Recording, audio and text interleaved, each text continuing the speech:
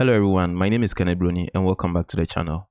In this series of videos, we are learning Python programming, and this is my University of Ghana course, SENG 207, Programming for Engineers. So over the past videos, we have been learning Python and we are building on this structure as we have it over here. So currently we are on arithmetic operations, and in arithmetic operations, we are basically going to learn about the basic arithmetic operations we can perform. And I believe doing addition and subtraction is something we already know, but then we are looking at how we implement them in Python. So let's say we have a variable x, and x is 10, and we have y is equal to 5. If I want to perform, y is equal to 5 and not y. Now, if I want to perform an addition operation, I can do something like, and let me call this result. So result will now be equal to x plus y. And now if I'm to print out result as I have it over here and save this, if I run this, we do get 15 over here because this adding this is going to give us 15. And clearly you can see that there's an addition operation. So over here, you see, we are going to look at addition, subtraction. Then we have multiplication over here. There's a symbol we use for multiplication, just 1 star. Then we have two types of division. This is what we use for the normal division. Then we do this for the floor division. We are going to see examples as we move along. Then we have the modulus operation, and also this will be used to represent power. So if I want to do something like 2 raised to the power 3, I'm going to type in 2 star star 3. All right. So this is just by way of information. We already know what subtraction is, and this is very basic. Now we could have simply done something like this, print, and inside of this, let's say 6 plus 4, and this is also going to yield a result. So over here we have 15, which is printing the result, and also this is also printing 10.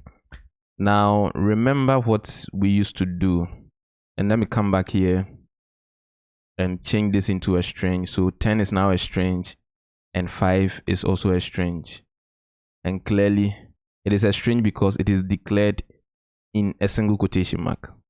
So now when I run this, you don't get 15, but we get a concatenation, and that's joining these string values together.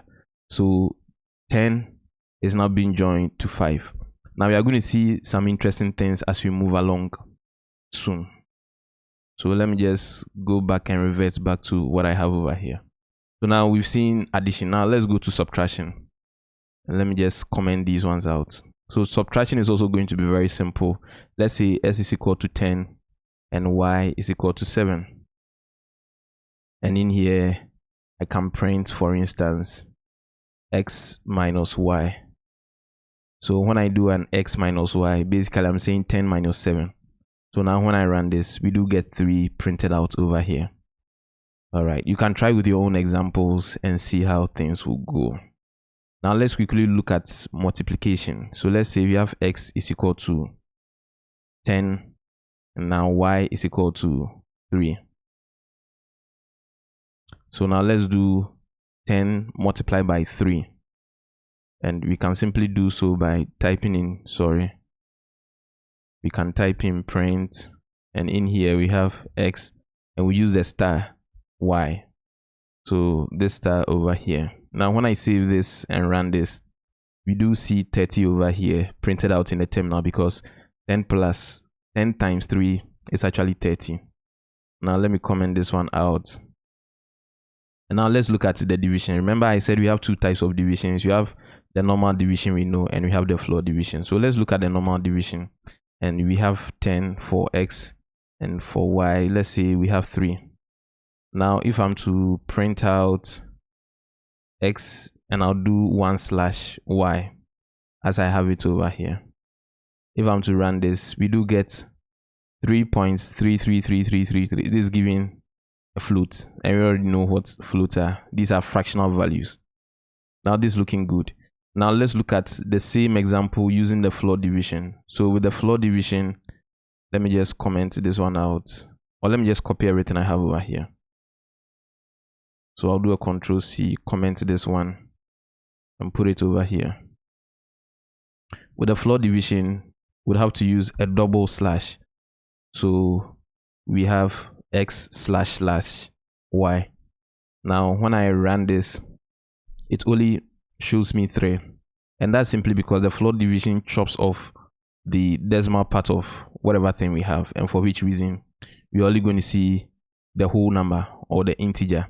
So currently, if I'm to print the data type, let me just put this in a variable called result. So result is equal to x dash dash y, and now let me print the data type of results. So, and let me also print result itself so that we see everything over here. So we are printing the results out of this and the data type. So clearly when I run this, we do get an int over here, and we get results showing us 1. No, I was supposed to do y. Okay. So when I run this, we do get an int, and the result is showing us 3 over here. Now this is not rounding it up. Okay, this is not rounding it up, because initially if you are to do this and run this, we get a 3.33, and you see the data type showing over here as float. Now if you are to round this up, we are probably going to get something different from just 3. Sometimes, depending on how we want to round it, we may get 3. But let's say we have something like 17. So 17 divided by 3, and this 17 divided by 3 is giving us 5.66666. I mean 7 over here. And if I'm to do a slash again, in which case I just want to chop off the fractional or decimal values I have over here. Now if I'm to run this, we do get just 5, and that's simply because when we use the floor division, it chops the fractional value off, and now we are left with the integer part of the entire expression. So that's something you should keep in mind. So let me just comment this one out, and now let's look at the power. So we have x is equal to 3, and let's say y is equal to 2, and I want to do something like x raised to the power 2, in which case it's going to be like 3 to the power 2. So what I can do, and if I'm to bring out the results over here, I can do x, and I'll do star star y. So this is going to be x to the power 2. So now if I'm to print this out and print out results, we should expect to see 9 over here, because 3 raised to the power 2 is 9.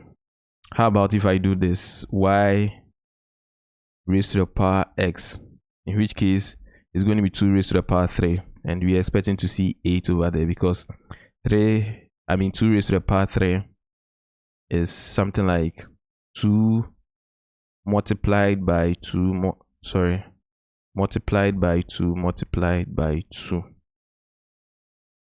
So this the interpretation of this expression we have over here.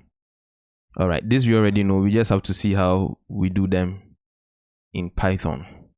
Now let's look at the modulus operation, and the modulus will return the remainder of a division.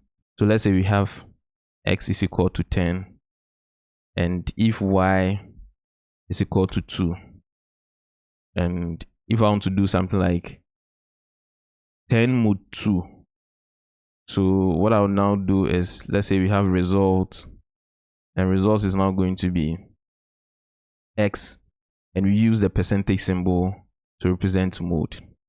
So this one will read something like this, mathematically, to read 10 mod 2, something like this. So now let's print out results, and the remainder from this is actually going to yield 0, because 2 will go into 10 5 times and remainder 0. So that's exactly what we see over here. But let's say we have 3 or y. Now 3 will go into 10 3 times, because 3 times 3 is 9, and we left with 1. So in this case the remainder will be 1. And now when I print this out, we see 1 over here. What about let's say 10?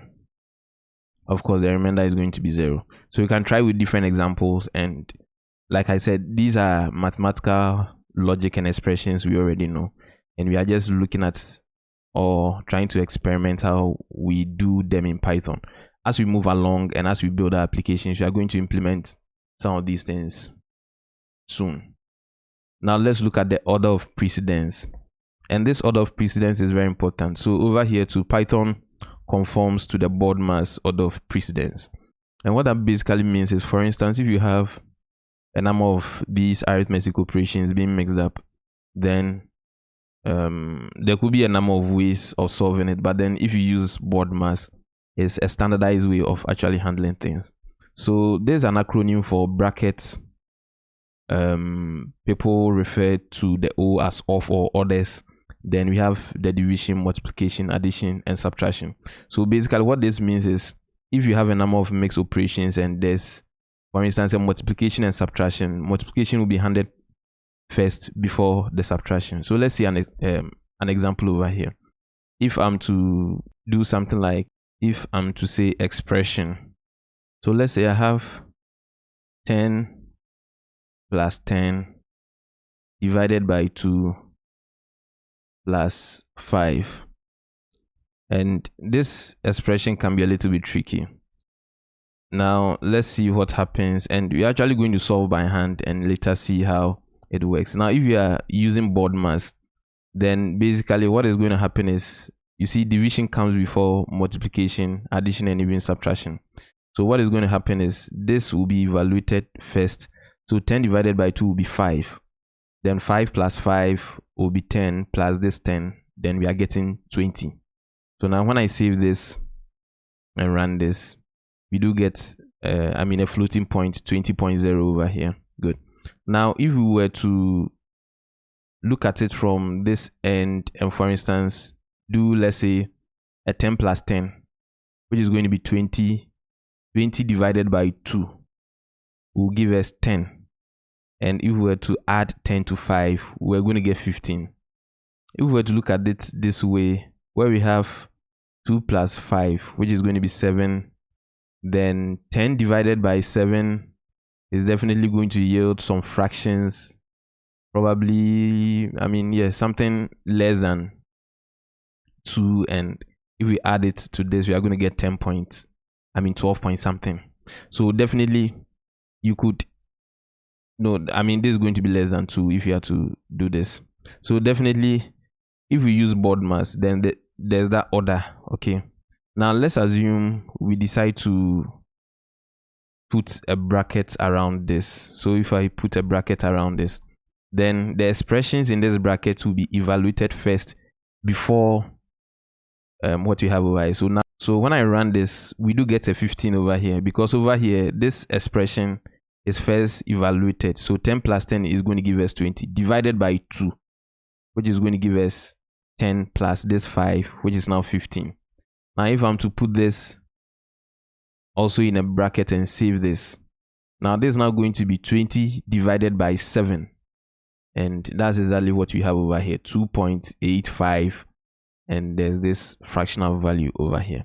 So the order of precedence matter, and the moment we bring in a bracket, then we are trying to enforce that the bracket gets evaluated first.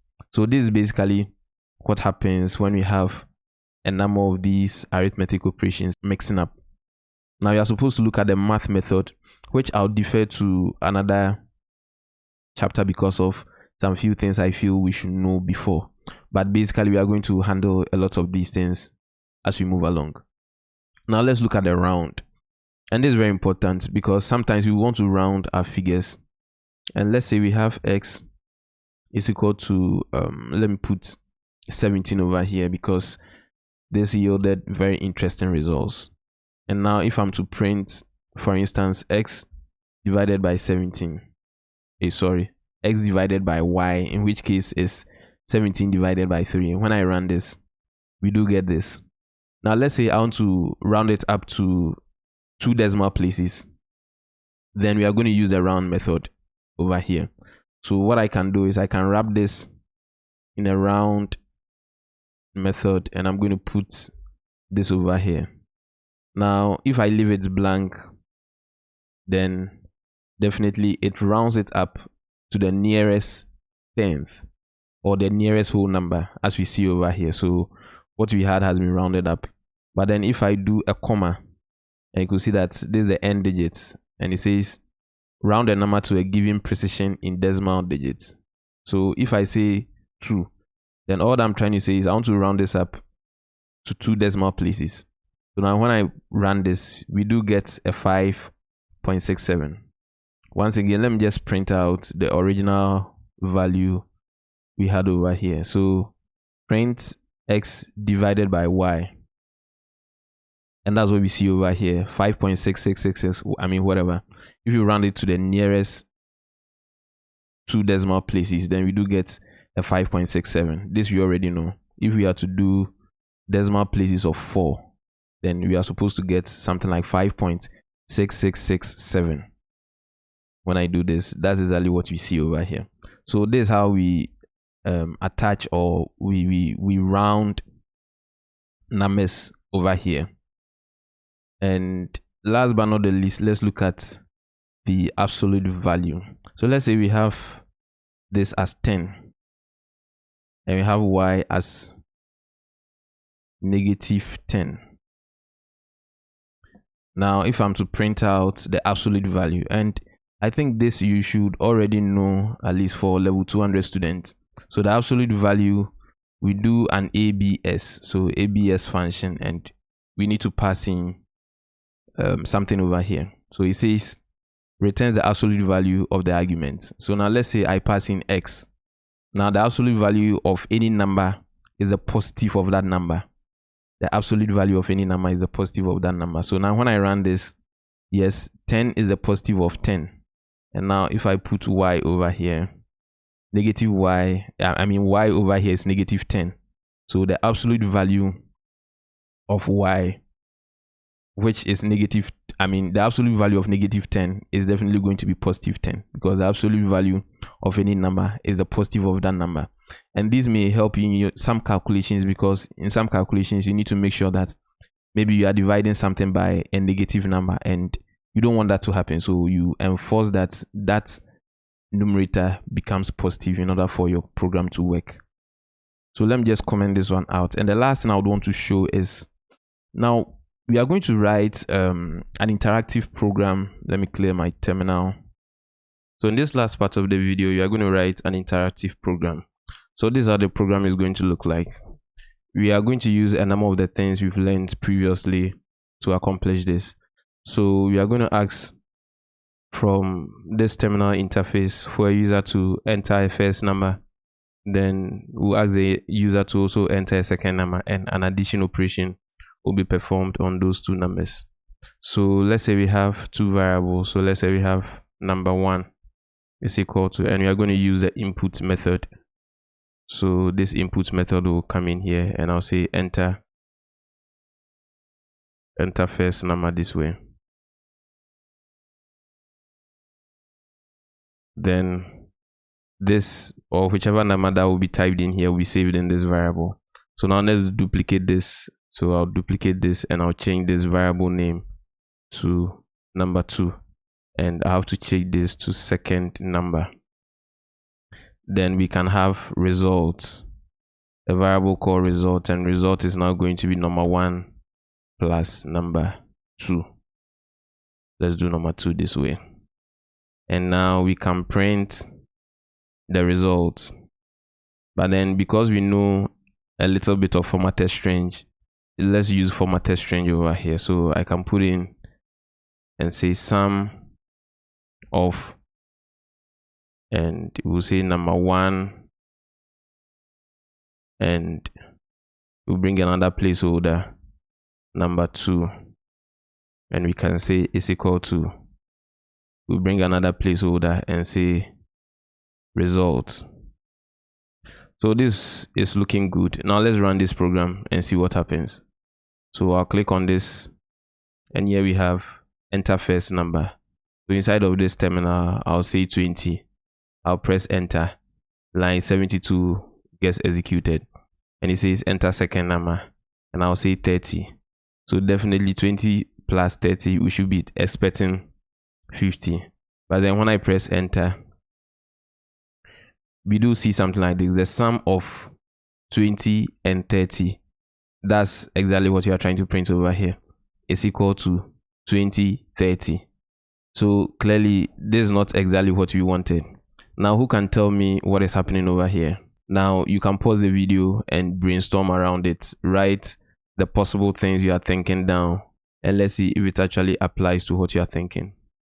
So basically what you see over here is a strange concatenation and not necessarily an addition operation over here. And we can actually verify the data types of these two numbers over here. So for instance, in order to also check the data type, you know what to do. I'll just print type and I'll say number 1. Then I would also want to print the type of number 2. So I'll do this and select number 2. And now let me just comment these ones out because I just want to print the data type and see exactly what's happening. So now when I run this, enter first number, I'll type in 20 once again. Enter second number, I'll type in 30. And here we have two strange values. So by default, the input method or the input function as we have over here will accept a strange. By default, it will accept a strange and put it in here. But then we want to have the addition operation. So technically we would want to have whichever thing we are inputting as an integer or a float, because that's when Python will actually do the arithmetic operations on. Now in order to get our way around this, there's something we call, and let me type it over here, we call this typecasting. And it has an interesting name. So basically we know what the data types are. We have integer, we have string, we have float, we have boolean and things of that sort. So we can change from one data type to another by using typecasting, and this is how we go about this. Now one of the things you should know is Python is object oriented in nature, and you see that whenever we type or we are trying to check the data type of variables, we do get a class str. We have another one here, class str. Like I said, later on we are going to discuss classes extensively, but for now there's something called class, and this strange is a member or is part of it. So what we can do is all these things we see, so the str, the int and things like that, they are also let's say things we can use. Let me put it that way, not to get into technical. So all that we can do is we can wrap this up in a strange, or sorry, in an int class. So when you hover around it tells you that this is a class, it is an int, and it does a number of things over here. So it says convert a number or strange to an integer or returns 0 if no arguments are given. So whatever thing we pass inside and pass it through this int class will be converted into an integer. And now let me also convert this one into an integer by just wrapping it around an int. So now let's do with the same examples. So let's say we have 20 over here, I'll press enter, and another 30, I'll press enter. And now we have now changed these data into an int because we are doing typecasting over here. So now all that we can do is we can now uncomment these ones and I'll comment what we have over here, because we don't just want the data types being printed out. So now let's run this, and now when we do a 20 enter and a 30 again, we do get the sum of 20 and 30 equals 50, and that's exactly what we wanted initially. So there's one way of handling it. And remember what I said, this is what we refer to as typecasting. So now let's extensively look at some few examples of typecasting. So let's say we have a variable x, and x as it stands over here is an int. Clearly we can see that. Now if I'm to print this out and say print x, and also print the data type of x. If I'm to print the data type of x, when I run this, we do get an int over here. Now remember what we did. Okay, this is naturally an int. Now if I'm to wrap this up in a float, so over here I've typed in float and when you hover around it, this is a class, and it says convert a string or number to a floating point number if possible. So if it is possible, then it does it, and we are going to see examples very soon. So now when I save this and run this, you see that now it is not just 8 but then 8.0 because it has to be in a float. So this is possible. So it changes the 8 we originally have over here into an 8.0, and you can see that when we print out the data type, we see a float over here. Now let's say we have another variable, let's call x, and this x is going to be equal to 123. This 123 is a string because it is declared in a single quotation mark, but now we are passing it up, or we are passing it through, or we are typecasting it through the float class. So definitely this will be converted into a float, and now when I run this, we do get 123.0, and this is a float. Now if we were to do this, just by seeing it this way does not make it a float, even though it is 12.3, because it is inside of a string. This is a string, or inside of a quotation mark, this is a string. But once we pass it through the float class, then this becomes a possibility. So now when I run this, yes, we do get a 12.3, and this is a float. So normally the input function would take things by default as a string, but then we can typecast and change it to any data type that we so wish to have. And the same thing happens over here. So for instance, we can have this true as it stands is, let me just take this out. So x is equal to true. Now when I run this, this is a string, but then when I do a typecast and do something like this, and now run this, we do get true over here. But now because of the typecasting we are doing, we are passing this through the boolean, okay, the boolean class, and we are making this, which was originally a string, into a boolean data type. But now you should know where we are getting to in terms of we trying to typecast. Now let's assume we have something like 5.6. So 5.6 as it stands over here is a floating point value, because when I run this, we do get 5.6 floats, and we actually have a class of floats. Now if I'm to do a typecast and try and typecast this into an int, yes, this is also possible, but then it actually chops off the decimal fractional value we have over there and changes this into an int. Now clearly you can see that this is not rounding it up. Remember what we discussed earlier on as far as rounding is concerned. There's a round method we can use, but then this is just typecasting. This is almost like what the floor division does and chops everything off, but then this is not a division in itself. So at this point, what I'm going to do is I'm just going to comment this one out, and now let's move to the very bottom over here. Now I know you don't have this as part of your notes, but then I actually had to put this hidden somewhere so that you can actually try your hands on these exercises.